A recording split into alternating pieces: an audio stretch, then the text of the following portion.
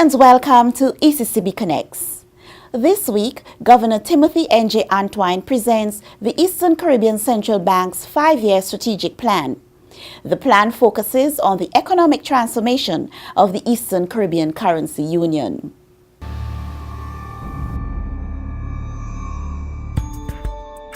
The plan comes at a time when our region is confronting many challenges, including low growth, high unemployment, and increased severity and frequency of natural disasters. It reflects the bank's recognition of the rapidly changing economic and financial landscape and the necessity for the agility in delivery of our financial stability and economic development mandates. Our plan today lays out a new vision for a new era. And in presenting our strategic plan this morning, I think it's important for us to go back to first principles and answer the fundamental question, why does the Eastern Caribbean Central Bank exist? And there you have it. Article 4 of the ECCB agreement spells out the purposes of the bank. But I want to draw your attention to Article 4.4, the fourth purpose in the agreement, which says to actively promote through means consistent with its other objectives, the other three mentioned above, the economic development of the territories of the participating governments. And the reason why I single that out is because everyone knows that we have a financial stability mandate. Everyone knows we have a monetary stability mandate. But not everyone understands we also have an economic development mandate, and that is enshrined in our agreement. Let's take a look now at our new and improved mission statement. Having gone to the agreement, or founding principles, or founding documents, we now go to our new and improved revised mission statement. And there you have it. Advancing the good of the people of the currency union by maintaining monetary and financial stability and promoting growth and development. Now, when I look at this mission statement, two things strike me immediately. One, people, and two, good. Folks, the central bank exists. Monetary and financial stability are means to an end. What is the end? The end is development. The end is about raising the quality of life of the people of this region. That is why the central bank exists. So even the issuance of currency and what we do with supervision of banks and what we do with helping with the payment system, as important as those are, they are means to an end, and that end is development. Now, having set out our mission, it's important for us to then look at how did we go about crafting the strategic plan. And we did what is quite standard procedure with strategic planning. We did a SWOT analysis. Strengths, weaknesses, opportunities, threats. And if you look at the screen, you will see our strengths, and right at the top, perhaps that's our greatest, not our greatest, but one of our greatest strengths. It is our strong dollar. Everybody knows that, and of course, that is, we operate from a place of strength. But there are others, as you will see there. For those of you who are wondering about the EC dollar, after Hurricanes Irma and Maria, I want to confirm today that your EC dollar, our EC dollar, remains strong. How strong? Well, as of last Friday, February 29th, the backing of the dollar was 98.3%. 98.3%. What does that mean? For every $1 EC dollar in circulation, we have 98.3 cents in foreign reserves backing our dollar. What does the law require? 60%. That red line you see going across. We're at 98.3, which is almost 100%. Our EC dollar is fine. And guess what? As a currency union, we've weathered many storms, including Hurricane David in '79, and Hurricane Ivan in 2004, and Hugo and Gilbert and Luis, and all in between. So as bad as those have been, and of course Category 5s are exceptional, we have weathered hurricanes before. We also weathered the great financial crisis, which was a shock to our system. And if you look left of screen, throughout all of this period, we were able to maintain the strength of the EC dollar. So if anybody's wondering, if anybody's asking, I want to assure the currency union this morning that our dollar remains strong, and as of last Friday, we were back 98.3%. Now, a long list of weaknesses, there's a long list of weaknesses if you go back to the SWOT analysis. I won't recite them, but because I think they're well known. So let me look for a moment at our threats. And under our threats, there's several. I merely want to highlight the issue of global warming and climate change. And it's obvious. That's what we've been experiencing for the last few weeks, and that we'll be experiencing going forward. It seems to me that there are two immediate tasks facing our region. We have a lot of things to do.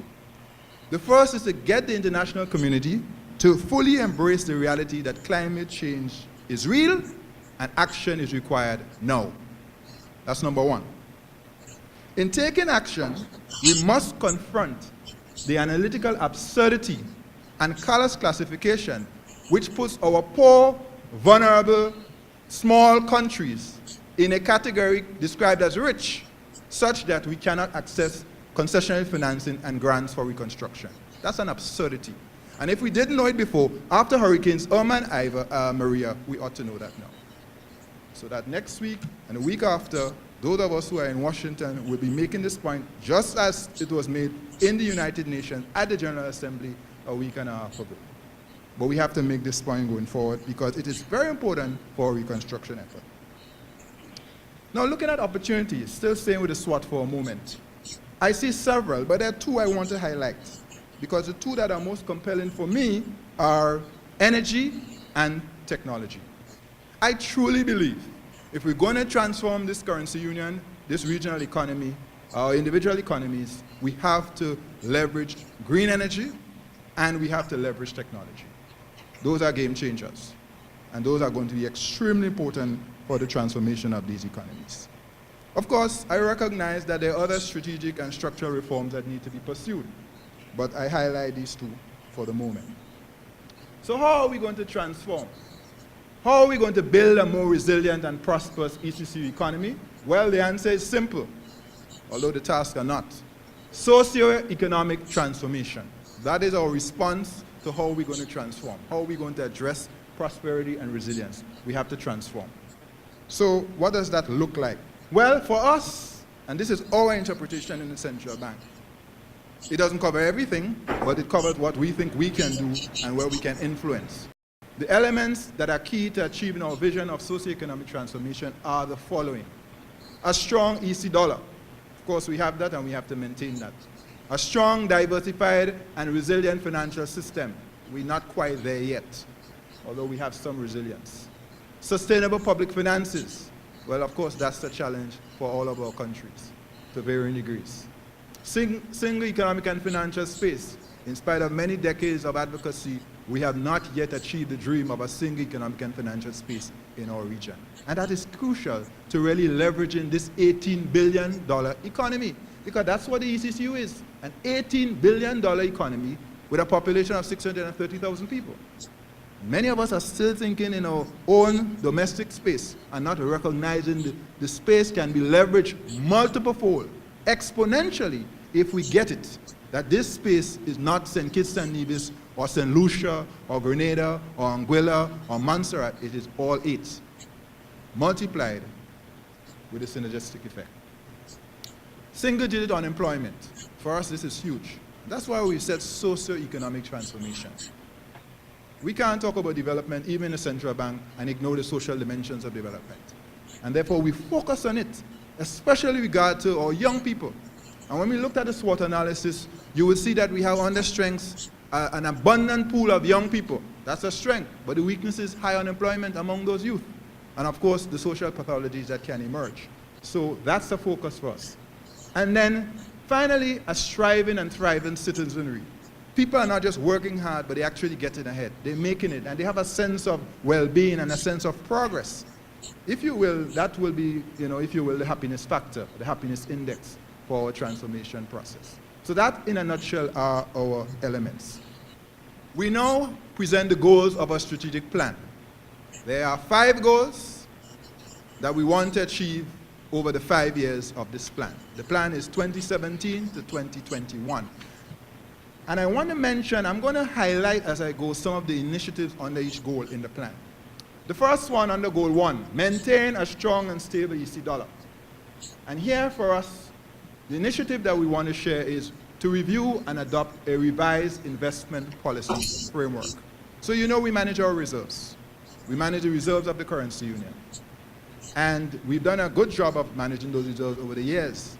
But we have not revised that framework in 20 years. We're doing that right now. As a result of that revision, we are going to see a new investment policy framework developed, including strategic asset allocation. We believe that will not only strengthen our reserve management, but it also has the potential to strengthen our returns on the reserve portfolio. And we're working closely with the World Bank on a special program to be able to help us execute that. The other thing that I want to mention there is the parallel implementation of the other goals of the strategic plan. So all the goals that will follow, the next 4, really support the maintenance of a strong and stable EC dollar. The EC dollar does not exist by itself. It has to be managed with foreign exchange coming in, and of course, the prudent use of credit issued by the central bank to governments and banks, and as the case may be. So that's essentially what I want to highlight. Of course, maintain a sufficient foreign reserve. That's something we continue to do. You've just saw the slide about the backing of the dollar. So that is something we always have to do, and we are doing. But I just wanted to highlight perhaps what's new or different on this occasion. Goal 2. Goal 2 looks at the financial sector. And here our goal is to ensure a strong, diversified, and resilient financial sector. And I want to highlight a couple of things here. 1, we are going to adopt regulatory technology to enhance our supervisory regime. Again, I made a mention of technology earlier. Technology is going to have to help transform our economies. And in every endeavor, every sphere of development, we have to apply the appropriate technology. So that, whether that's in our schools with how we teach, whether that's in the bank in terms of how we do the payment system, which is the financial sector, whether it's how we regulate, supervise banks and the regulated entities, we have to use technology. Whether how we maintain the ECCB campus, we have to use technology. So we are coming up with a new building management system to allow us to do that. Technology has to pervade everything we do. I also want to highlight the deposit insurance fund. At the moment, we do not have deposit insurance in the ECCU. That is one of our initiatives under this new strategic plan. We are looking to establish a deposit insurance scheme, a fund, during the life of this plan. Why are we doing that? To protect you, depositors, to protect the financial system, and to improve our competitiveness. We're going to establish a credit bureau. And that's very important. I see bankers in the room. Thank you, bankers, heads of banks who have come. You know this very well because we talk about this all the time. You've advocated for this. We've heard you. We're working. As we speak, credit reporting legislation is going through our parliaments in the currency union. It's already passed in 2 or 3 countries, after which we will be able to set up a credit bureau. And why is that important? To be able to ensure we have good credit underwriting, to make sure those who need access can get access based on certain criteria, and that there's a basis for appropriately assessing risk and pricing risk when it comes to making loans. And then I want to also mention the establishment of a single regulator for insurers, pension funds, and credit unions. One of the things that we learned after the debacle of British American Insurance and CLICO is that we are very connected when it comes to the financial sector. Banks, credit unions, insurance companies, pension funds, and so on. And out of that, a number of things are flowed. One of which is a decision by the Monetary Council to set up the Eastern Caribbean Financial Services Regulatory Commission, which will be a single regulator, like the central bank, for regulating insurance companies, pension funds, and eventually credit unions. Now, just to be clear, the central bank will not be regulating insurance companies, pension funds, and credit unions. That is going to be a sister regulator called the Eastern Caribbean Financial Services Regulatory Commission. And of course, I just want to end on this slide with announcing that we'll be publishing the ECCU Financial Stability Report. This is very important because we're so connected, because of our financial interconnectedness, we need a clear line of sight across the financial sector, not just of banks, but the entire financial system, all the players, including the non-banks, so that when the Monetary Council convenes and presides over and oversees the financial system, it must have a complete view of the financial system. Right now, the Monetary Council looks at banks, and it gets a little report on the non-banks. This financial stability report will give a comprehensive report on all financial institutions in our currency union, and that's very important. Let's go to our next goal. Be the advisor of choice to our participating governments in pursuit of fiscal and debt sustainability. What are we going to do here? We are going to provide policy advice and technical assistance to our governments for effective debt management. Everybody knows we have debt issues, and therefore effective debt management is key. And that's something we'll continue to do as we go forward. Secondly, we are going to continually advocate for the wise use of citizenship by investment programs. They call CIP, in other countries they call CBI, same thing. And this is something we've been doing, and we will continue to do, because we recognize the importance of these funds as a source of foreign direct investment, to be able to help with infrastructure, among other things in our countries, but they have to be used, the funds have to be used wisely. So we've continually advocated that, and ways that we can help. Third, and this is very important, and this was something we were doing before Hurricane Irma and Maria, but obviously it's something that takes on even greater prominence today.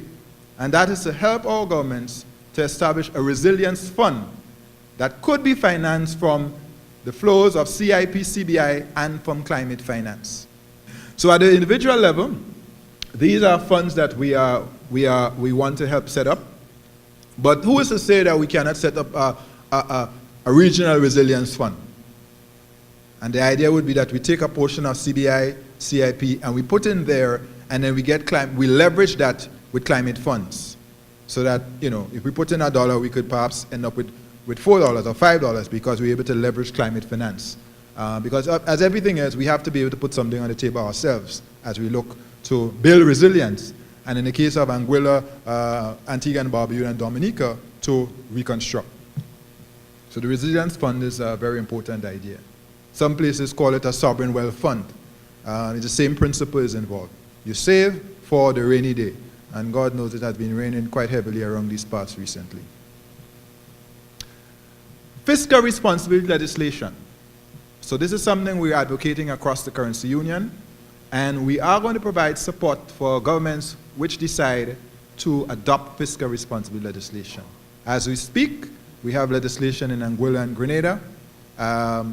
It's implied in Montserrat, and of course, other countries, we are engaging them to get them to eventually adopt fiscal responsibility legislation. And I've been through this several times across the currency union. Why is it important? Because we need to be able to implement counter-cyclical fiscal policy, which simply means when the economy is up, you spend less. When it is down, you spend more. You have to have the wherewithal, the fiscal space to spend more when things are down. If you don't, then in down times, recession, it becomes more severe and protracted because there's no space to, as it were, cushion the effects of a downturn in the economy. So this is very important for sustaining growth and for minimizing hardships on the population. We also plan to establish a regional public debt website that will allow us to share up-to-date information on the public debt across the currency union. It's always an issue of interest to our citizens. How much is the debt? What is the debt? And of course, the reason why they're asking is not just because they want to know, they want to understand the fiscal and economic health of the country and what that may mean or not mean for taxes going forward. So the public debt is quite an important issue for our citizens. And then finally, the broadening of the regional government securities market. So this is a market where the government issue treasury bills and bonds. This market has been going for the last, 15 years. It's raised, I think, over $11–12 billion. But we do recognize that our citizens are not as exposed to this market as in, say, other developed countries or more developed countries.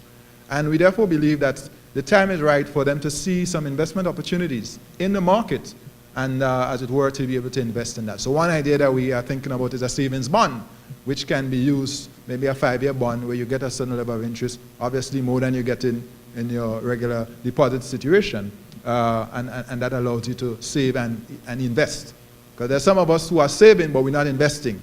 And we need to do both, save and invest. Goal 4 speaks to actively promote the economic development of our member territories, our member countries.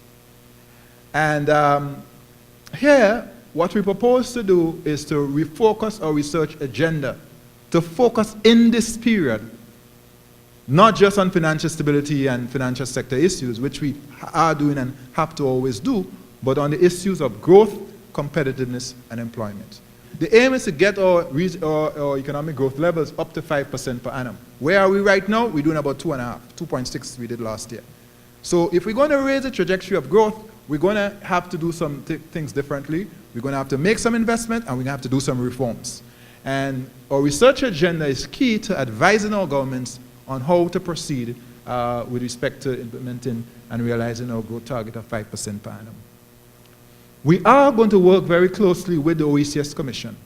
I think most of you recognize that the OECS Commission has a very specific role in law in the Treaty of Bastille with respect to the economic union and, of course, with respect to economic development. And so as sister institutions, regional institutions, we have to work together. Last year, we signed an MOU, OECS and ECCB, to work together. We meet on a quarterly basis. And going forward, we want to make sure that we work to help implement, refine and implement the OECS Growth and Development Strategy. Attain a top 50 ranking in the Ease of Doing Business Index. Boy, do we need that. At this moment, we're averaging about 112, 116 thereabouts in the world, out of, say, 179 countries or economies.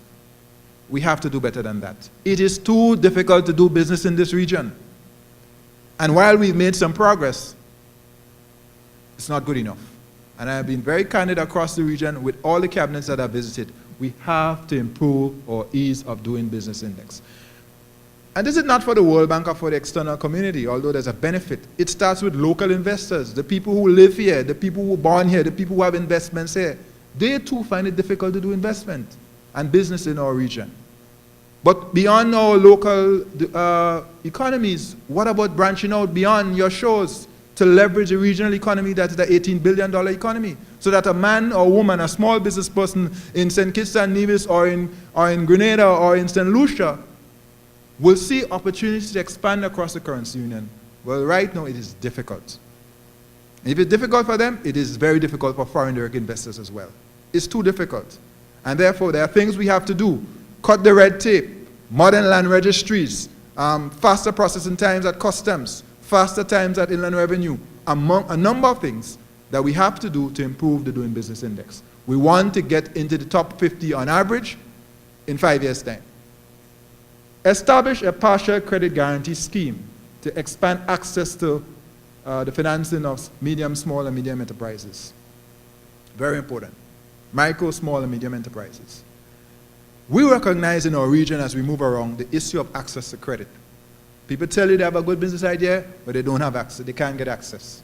The banks deem them too risky. They have no collateral. They have no track record, whatever the issue is. And we have to solve for that. And part of the solution, and I say part, it's not the full solution, is the establishment of a partial credit guarantee scheme. As we speak, several of our governments have now passed this law.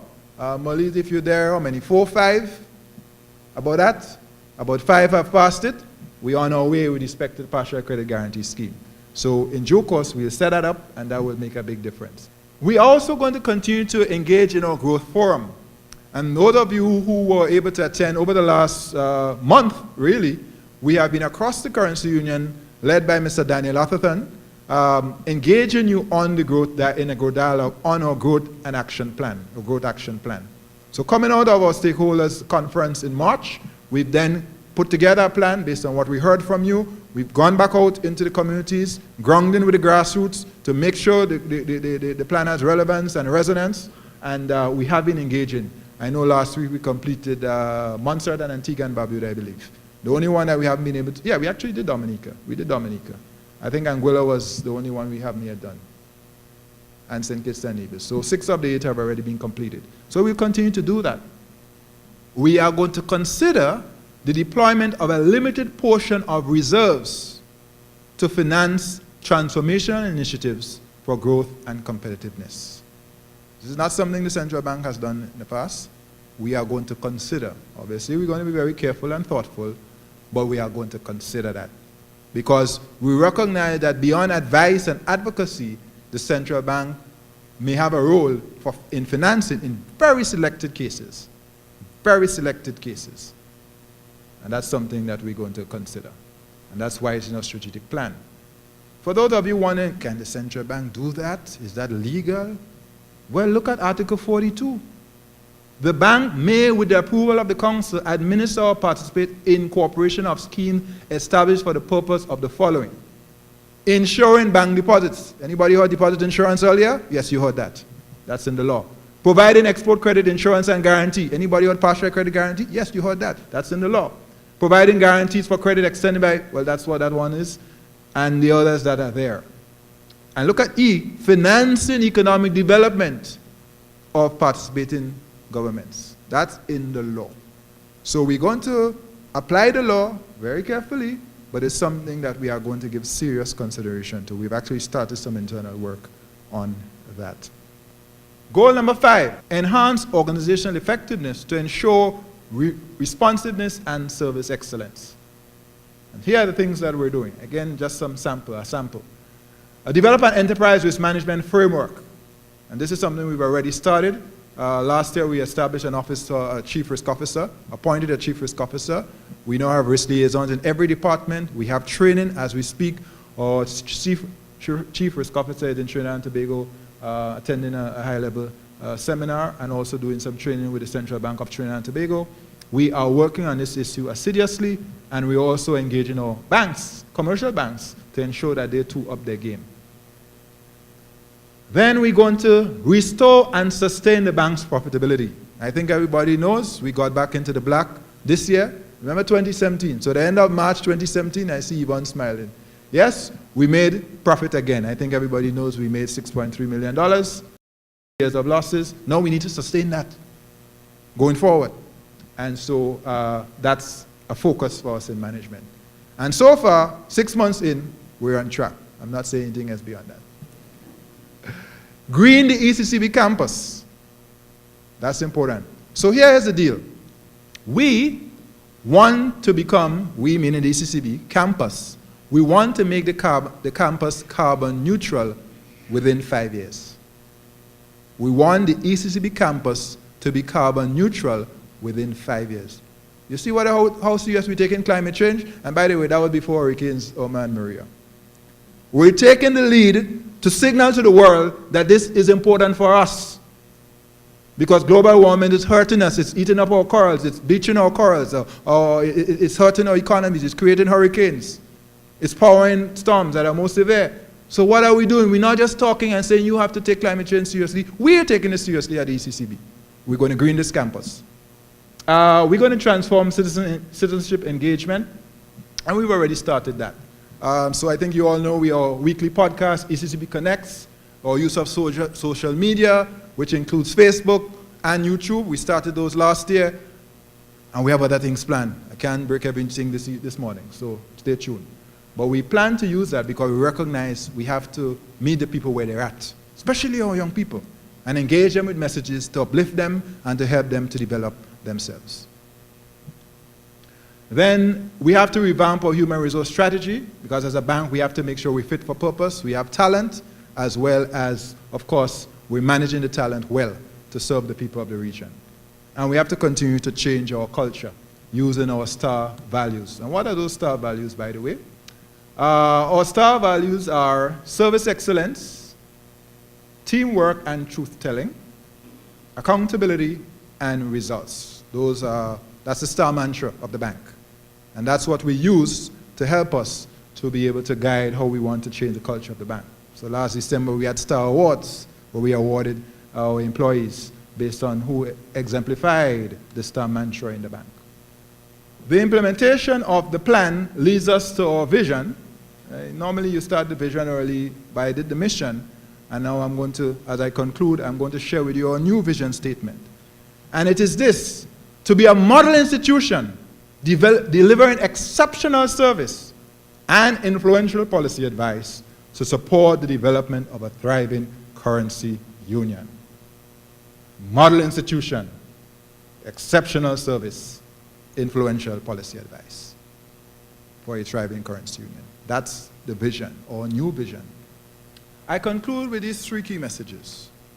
Our region needs socio-economic transformation now. Now more than ever, we need socio-economic transformation.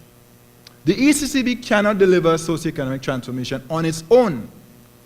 The fulfillment of our shared vision requires strong engagement and partnership with our governments, financial institutions, regional institutions such as the OECS Commission and the Caribbean Development Bank, business community, social partners, including churches and the media, development partners, and other stakeholders. We can't do it alone. It has to be partnership. It has to be partnership.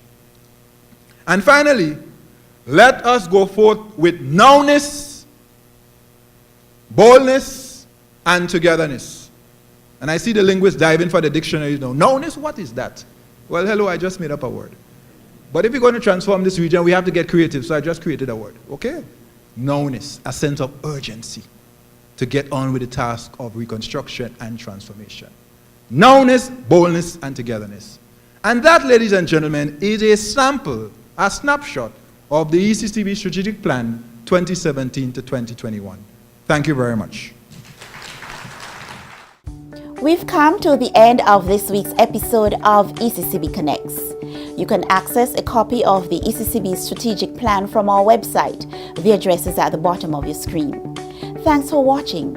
See you next time.